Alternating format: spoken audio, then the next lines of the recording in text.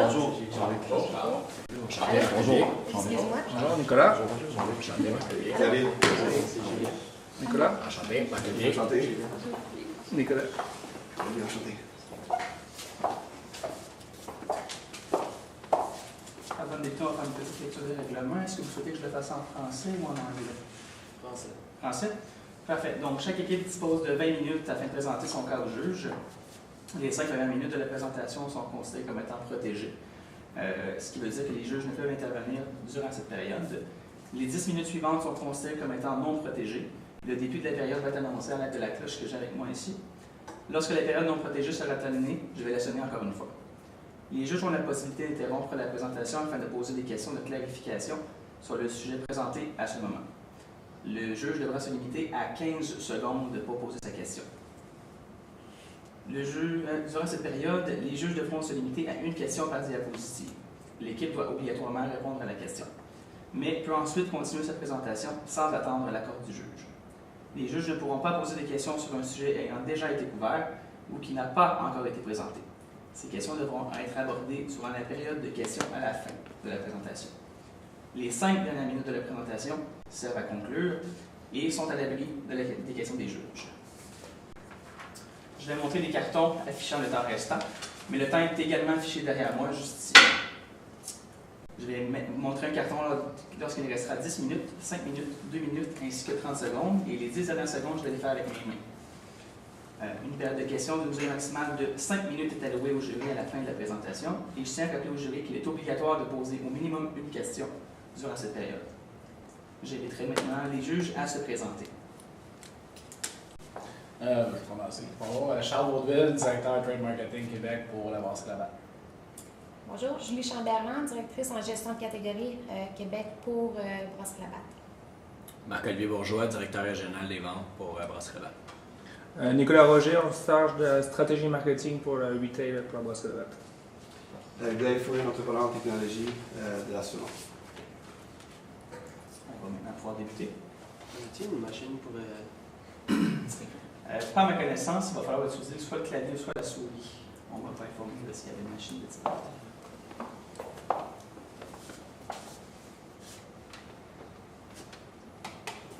Donc, depuis plus de 170 ans, Labatt a su prendre sa place dans le marché canadien avec son entreprise vraiment prospérité. Donc, elle avait des employés vraiment innovants. Et c'est avec cette vision d'entrepreneuriat qu'elle a su vraiment prendre la croissance dans le marché canadien, puis se rendre maintenant où elle est. Donc, c'est aujourd'hui avec mon équipe de conseils experts, donc Julien et Jean-Luc et moi-même, Annick Duguay. Nous allons vous aider à améliorer votre entreprise pour les milléniaux, puis nous allons aussi vous présenter des solutions afin d'apporter votre entreprise plus loin avec des nouveaux produits. Donc, le mandat principal que nous avons identifié aujourd'hui, c'est d'intégrer des concepts novateurs au sein de l'entreprise afin d'augmenter l'achalandage auprès des milléniaux et des consommateurs actuels. Comme Annick vous a mentionné, vous êtes une entreprise qui a plus de 170 ans de vie. Il n'y a pas beaucoup d'entreprises qui peuvent dire ça. Vous êtes établi, vous avez déjà un marché, puis vous êtes vraiment établi dans ce marché. Puis nous autres, on sait qu'on a les outils afin de pouvoir afin que vous pouvez rester dans ce marché. Puis on a un plan d'action de 3 volets. Ces 3 volets qui suivent, on vous offre des nouveaux produits. C'est quoi ces nouveaux produits? Il y a déjà quelques produits que vous avez, que nous allons faire quelques modifications, on croit que ça peut vraiment vous aider dans le futur. Puis quelques nouveaux produits qui peuvent vraiment aider d'un point de vue marketing, puis aussi pour grandir les économies d'échelle. De plus, on va parler un peu des dépanneurs. Vous avez parlé que vous voulez que nous autres, on élabore sur les dépanneurs, voir ce qu'on peut faire afin d'augmenter les ventes. Puis nous, on a quelques stratégies qui pourraient essentiellement vraiment aider ces ventes afin d'augmenter ces derniers. Puis pour finir, on va parler à propos du développement durable. Le développement durable qui est vraiment un aspect important de chaque entreprise, qui comporte 3 volets, soit le volet social, le volet économique et écologique, qui sont trois efforts que chaque entreprise va vraiment prendre en compte. Puis on va toucher chacun de ces domaines afin de pouvoir vraiment approfondir sur ce que votre entreprise devrait faire. Moi, je vais commencer avec une brève analyse de la situation actuelle. Premièrement, une grande force que vous avez, vous êtes un leader de l'industrie, qui est une grande force, puis aussi la diversité de vos produits. C'est une grande diversité de produits, puis c'est une grande force. Puis aussi, une faiblesse qu'on a remarqué, c'est qu'il y avait des produits désirables du marché cible qui manquaient du point de vue des milléniaux. Puis d'un point de vue externe, une opportunité serait que c'est un marché vraiment lucratif, le marché de l'alcool, c'est vraiment une grande opportunité. Puis aussi, l'acquisition de nouveaux partenaires. Puis aussi, une menace serait la grande compétition de Molson. Puis aussi, les dépanneurs corporatifs et épiceries qui ont commencé à diminuer dans les ventes. Puis moi, je vais commencer à vous présenter pour le premier volet qu'on va vous présenter aujourd'hui, qui est les nouveaux produits. Premièrement, on aimerait commencer par dire que Radler, on trouve que c'est vraiment quelque chose qui croît en popularité, surtout dans les milléniaux. Puis c'est vraiment quelque chose qu'on a visé pour vous présenter aujourd'hui. Puis quelque chose une de nos idées était de présenter trois nouveaux types de Radler. Habituellement, les Radlers, c'est avec la pomme grenade, puis la bière. Là, mais ça serait au goût de framboise, une au goût de bleu, puis une au goût de melon d'eau. Ça serait sous forme de compétition, comme vous pourriez faire pendant l'été. Ça serait qu'avec chaque caisse de bière des trois différentes sortes, vous aurez comme un code qu'on peut aller en ligne puis voter pour lequel on préfère. Donc, pendant tout l'été, ça serait un genre de compétition afin de faire quel est le plus populaire, puis à la fin, le plus populaire pourrait rester dans le marché. Puis, vous pourriez faire des promotions puis des ventes sur ces articles-là pendant l'été ou peu importe, qui pourrait aider à croître le marché des milléniaux.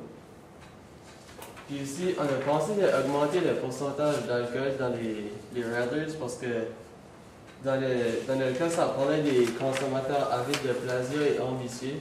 Ils voulaient une plus grosse quantité d'alcool. Puis on trouvait que la Bud Light Radler était vraiment comme forte sur les milléniaux, mais elle avait un pourcentage d'alcool un petit peu plus bas que la compétition. Donc on trouverait que ça serait peut-être une bonne idée, si possible, d'essayer d'augmenter ce pourcentage d'alcool-là. C'est sûr que ça pourrait être un peu compliqué, mais on pense que ça serait vraiment une bonne idée à penser. Puis aussi, on aimerait des nouvelles extensions de la famille proposée. Vous avez déjà la Ultra qui a une faible teneur en calories. Mais on aimerait proposer faire une Budweiser faible teneur en calories pour être capable avec la notoriété de la marque de Budweiser, être capable de prendre la clientèle qui prend la santé plus à cœur, puis on pense que ça pourrait vraiment vous aider.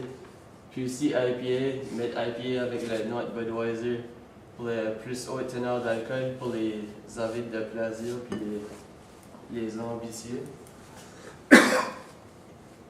Puis aussi d'un point de vue de marketing pour les nouveaux produits-là, on aimerait peut-être faire des articles gonflables comme des grosses bières gonflables, peut-être à des sorties d'événements pour essayer de vraiment donner du marketing aux nouveaux produits qu'on aimerait de promouvoir.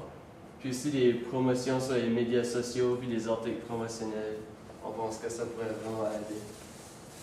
Maintenant, je vais élaborer sur le deuxième volet fondamental, qui est le développement durable.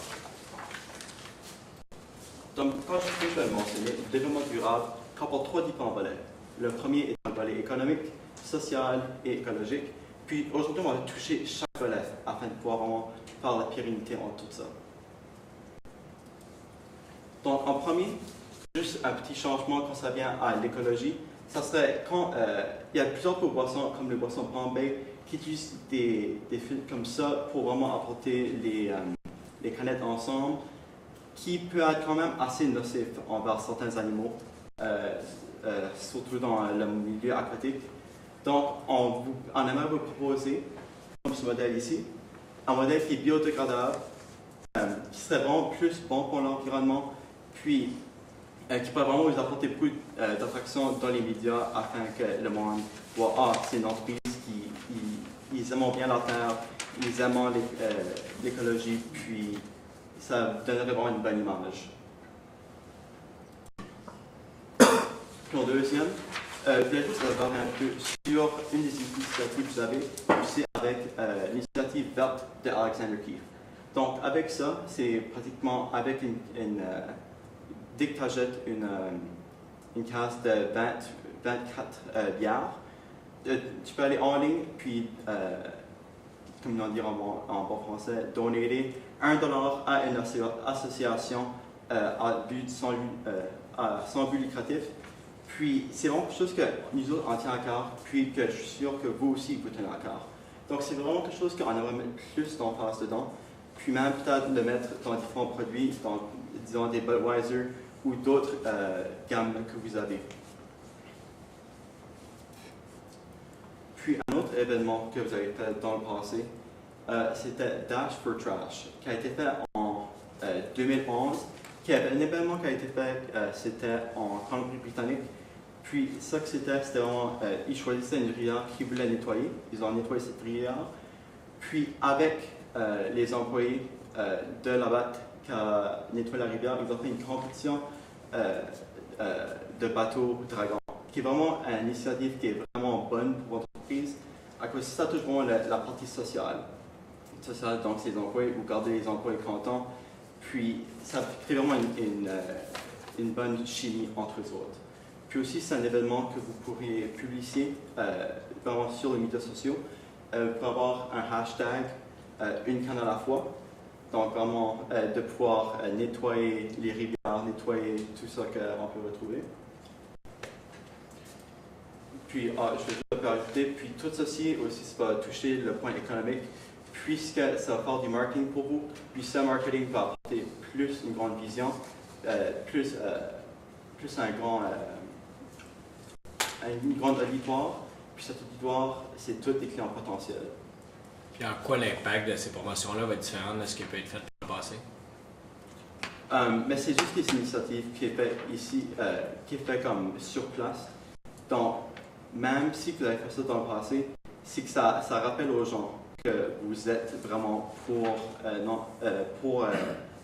aider l'environnement. Puis aussi, ça met votre nom aussi, disons, comme autour du Québec. À cause ça, c'est une initiative, la plupart de ça a été fait à l'extérieur du Québec, tandis que cela peut vraiment être visé à l'intérieur du Québec.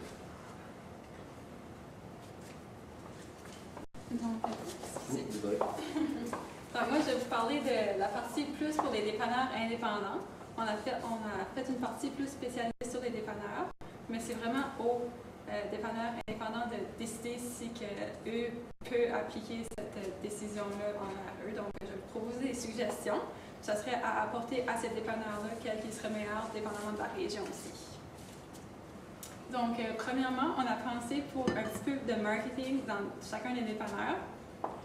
On s'est basé sur le guerrilla marketing, donc c'est une stratégie de marketing plus dans les rues, pour attirer le monde de l'extérieur vers l'intérieur. Donc on a pensé faire plus des affiches sur les portes. Il y a beaucoup d'affiches comme normales juste dans les vitrines, mais on a pensé faire des affaires plus initiatives, donc comme par exemple sur les portes, on pourrait placer une canette de bière qui serait en promotion cette saison-là, ou par exemple une bière qui se vend bien. Quelques autres suggestions qu'on avait pour les dépanneurs. Donc, premièrement, au Québec, il y a un salon des dépanneurs. Donc, il a eu lieu à Laval en 2017. Il devrait y avoir un autre en 2018. Donc, ça serait vraiment conseiller vos dirigeants de dépanneurs d'assister à de ce salon-là. Il y a vraiment des regroupements de dépanneurs, des propriétaires, pardon. Puis, ils apportent de leurs connaissances. Il y a des rencontres aussi de social, donc ils partagent ce qui marche avec eux, des promotions et puis cela. Et il y a aussi des présentations des personnes qui vont parler de leur expérience. Ce serait vraiment une bonne idée pour les dirigeants de savoir qu'est-ce qu'il y a d'autre aussi autour d'eux. J'ai remarqué aussi dernièrement dans un dépanneur que j'ai été, il y il y avait le positionnement des produits était un petit peu à désirer. Donc, il y avait une vraiment bonne promotion sur les grosses caisses de bière de la Batte, mais c'était vraiment à une position non-voyante. Il y avait juste une petite affiche aussi.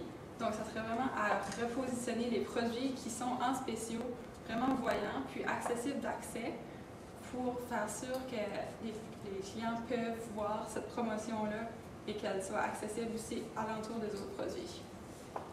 Donc, promotion dans les vitrines, ça irait aussi avec ça. Donc, s'il y a une promotion en direct, on le met dans les vitrines.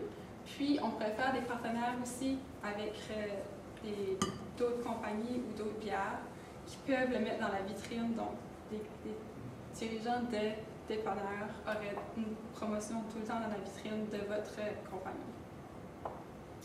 On a pensé aussi, ça se fait déjà, mais on penserait faire les articles gonflables, donc les grosses bières gonflables, ça. On pensait, par exemple, faire une nouvelle sorte d'article gonflable. Donc, si on sort un nouveau produit, par exemple, on ferait une nouvelle grosse article gonflable pour faire une promotion de ce produit-là. Donc, le monde verrait aussi la Batte ou Budweiser, par exemple, sur la grosse article gonflable. Puis ça, ce sera un article gonflé à côté du dépanneur? Oui, ou de quoi du genre. Donc, ça pourrait pas obligé d'être gonflable, mais ça peut être une grosse affiche. Okay. Donc, on a pensé aussi faire un petit spécial dans les dépanneurs. Ça serait plus pendant le temps de Noël. Donc, on a pensé, ça serait une liste des fêtes de la Batte. Donc, ça serait un petit peu comme une liste qu'on fait au Père Noël, si je peux me permettre. Donc, il y aurait une liste là. Puis, si que tu achètes tous les articles de cette liste-là, tu pourras avoir une promotion. Donc, nous, on a juste pigé les articles au hasard, qu'est-ce qui ferait un bon achat. Donc, premièrement, nous avons dit une caisse de 24 de nos meilleurs vendeurs. Donc, juste une caisse de Budweiser, par exemple. Puis après, nous avons fait une caisse de 12, donc extension de la famille. Ça pourrait être aussi un des nouveaux produits qui est sorti à temps pour l'année prochaine, par exemple. Donc, ça serait avec les Palm Bay aussi, qui sont vraiment populaires. Non, par exemple, ça serait les... désolé, ça serait les Radler et de cette compagnie-là.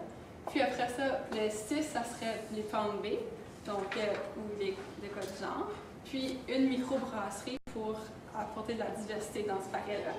Nous avons aussi décidé que ça serait un paquet de 6 Budweiser gratuits parce que c'est un des préférés populaires. Donc, moi, je suis un consommateur, je rentre dans un dépanneur, j'achète les 4 items en haut et je reçois 6 Budweiser gratuits. C'est ça? Ce serait une idée, oui. Okay. Donc, ça peut varier les produits, mais ça serait à participation. Donc maintenant, on a fait un petit budget. Puis le budget, c'est pas tangible. C'est pas vraiment tangible, donc on a fait ça sous une échelle de 2 à 0. Donc 0 étant qui était assez faible, donc pas si coûteux, 1 moyennement et 2 plus coûteux. Donc pour les nouveaux produits, dont Julien vous a parlé à Fauda, qui sont vraiment d'apporter plus au le niveau d'alcool, version Radler, puis les différentes sortes de Radler qu'on va apporter, ça serait un 2, puisque vous devrez faire les Radlers, vraiment faire les formules pour ça. Puis concernant la publicité pour ces Radlers, donc pour la compétition entre les différents Radlers, voir qui va gagner, on devrait peut-être faire faire quand même assez de publicité sur ce dernier. Puis après là, dans la publicité pour les dépanneurs, ça serait 0, ce serait comme quand même assez faible, mais ça pourrait quand même augmenter avec le temps pour voir avec les tendances si ça augmente. Puis le marketing sur les médias sociaux, donc que ce soit Facebook, Instagram, YouTube, Snapchat, n'importe quoi, ça sera aussi un 0 quand même assez faible, mais qui peut quand même monter si vous voulez faire de plus en plus de promotions. Puis pour le changement d'emballage, on a parlé de faire ça vraiment plus durable. Afin de tout changer, ça serait quand même moyen, donc 1-1. Puis pour un événement comme Dash for Trash, qui est quand même pas trop coûteux, ça serait 0.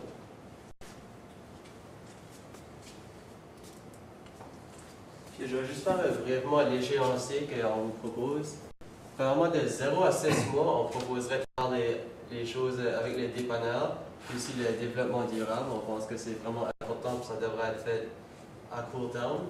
De 6 à 12 mois, ça serait commencer la création de nouveaux produits, puis commencer le marketing de ces nouveaux produits-là. Puis un peu à long terme, de 12 à 24 mois, ça serait les indicateurs de performance, donc faire des sondages pour voir ce qui marche, ce qui ne marche pas. Puis aussi, on avait parlé un peu des festivals. On a remarqué que la boîte était un des commanditaires de boissons pour Hillsonic, qui est un grand festival de musique. Puis on pense que c'est vraiment une belle initiative, puis que peut-être faire plus de festivals, ça pourrait être une bonne idée. Donc, on avait un autre PowerPoint, donc je pense que c'est le mauvais. Il était supposé avoir des mots là, par exemple. Désolée. Donc, pour conclure, nous vous souhaitons vraiment que vous essayiez de rejoindre les milléniaux par d'autres produits. Donc, c'est vraiment adapter de produits pour les milléniaux. Donc, eux autres, ils demandent plus des produits qui sont plus au taux d'alcool, à faible prix. On vous suggère de modifier peut-être des recettes pour atteindre ces demandes-là. Donc, ça serait vraiment un produit désirable. Puis, nous vous souhaitons aussi de changer peut-être quelques emballages de vos partenaires, comme par exemple les paquets en plastique autour des bouteilles. Donc, ça ferait vraiment une bonne publicité aussi. Ça serait une bonne initiative. Donc, c'est surtout pour le développement durable. Donc, ça serait vraiment une bonne idée. Puis, nous voulons aussi, donc, les dépanneurs, vous faites des ententes avec eux. Donc, dans certaines régions, comme on a mentionné dans le texte, peut-être faire des tests. Donc, dans la région de Montréal, puis dans la région de Québec aussi, il y a beaucoup de dépanneurs. S'assurer aussi qu'ils soient à des positions différentes de la ville afin d'avoir des bons échantillons. Puis, nous vous souhaitons beaucoup de chance dans vos projets et nous sommes vraiment heureux d'avoir eu la chance de participer.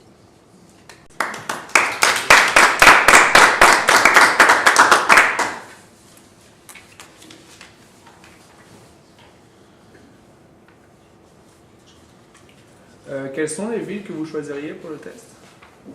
Donc pour les tests, ce serait plutôt les grands centres, donc Québec, Montréal, puis même des centres qui sont même assez grands comme Trois-Rivières.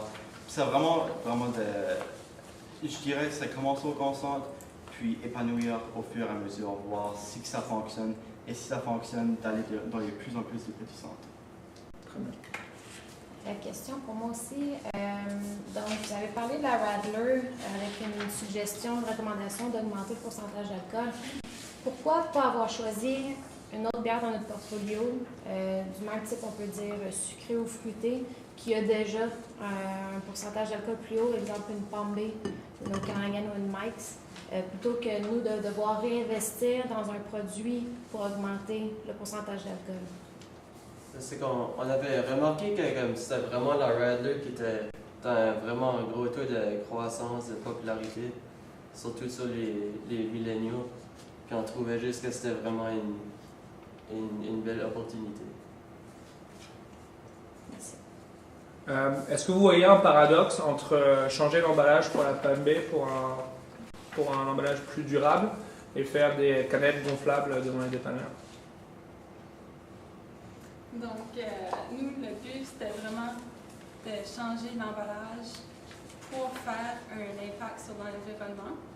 Donc, on voulait juste changer cet emballage-là. Je ne sais pas si ça serait possible ou quoi avec vous. Donc, ça sera à vous de déterminer si vous voulez aller de l'avant avec ce projet aussi. Il y a beaucoup d'autres façons. On n'est pas obligé d'aller avec un autre simili-plastique. Donc, ça serait biodégradable, mais on peut le mettre aussi dans une boîte. Vous avez proposé différentes solutions, différentes initiatives. Pour vous, dans ces initiatives-là, laquelle on devrait retenir en premier? Ce serait laquelle la première initiative qu'on devrait mettre en place? Personnellement, moi je dirais que ça serait vraiment les dépanneurs, puisque vraiment les dépanneurs, c'est là où ce que vous avez la plupart de la marchandise qui est vendue vraiment. Si il y a des gens qui veulent acheter ça, c'est vraiment dans les dépanneurs.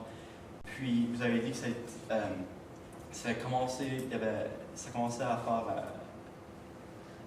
comment je dirais ça, les ventes commencent à descendre. Donc, c'est vraiment trouver une façon de pouvoir augmenter ces ventes, de pouvoir maximiser sur ça, afin de pouvoir avoir plus de produits et être plus rentable. Puis, dans ce que vous avez proposé pour les dépanneurs, c'est quoi la première chose qu'on devrait faire pour justement augmenter les ventes en dépanneur? Il y avait plusieurs points au niveau des dépanneurs. Moi, je pense que ça serait plutôt pour le guerrilla marketing, là. Comme avec la canette, puis la poignée, puis des genres comme ça, que ça frappe vraiment à l'œil, puis c'est vraiment ça qu'on pense qui augmente la visibilité de la marque, puis ensuite les ventes. OK. Au niveau des indicateurs de performance, quels seraient vos top 3 indicateurs de performance? Le top 3, je dirais le premier, ça serait bien sûr le premier, c'est vraiment les nouveaux produits. C'est lui qui est le plus cher, mais c'en est vraiment un à tenir en compte. De plus, même un truc quand ça vient à la promotion. La promotion, habituellement, ça dépend comment tu le fais, mais c'est pas si coûteux que ça dans certains aspects. Donc, comme la promotion pour les nouveaux produits, c'est vraiment quelque chose qui pourrait apporter, une hype sur ça. Plus de gens pourraient en acheter.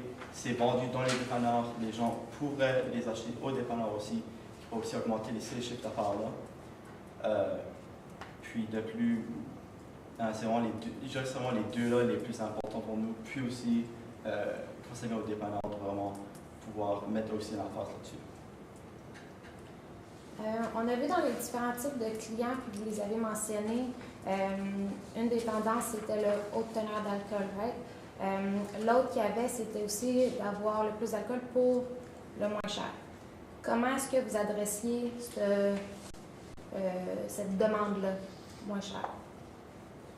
On a fait comme quelques promotions, comme qu'on a mentionné. Donc, lorsqu'on sort des nouveaux produits aussi, on pourrait faire peut-être une petite promotion sur les nouveaux produits. Donc, peut-être des petites bouteilles aussi, peut-être pour tester si les gens aiment ça. Puis aussi,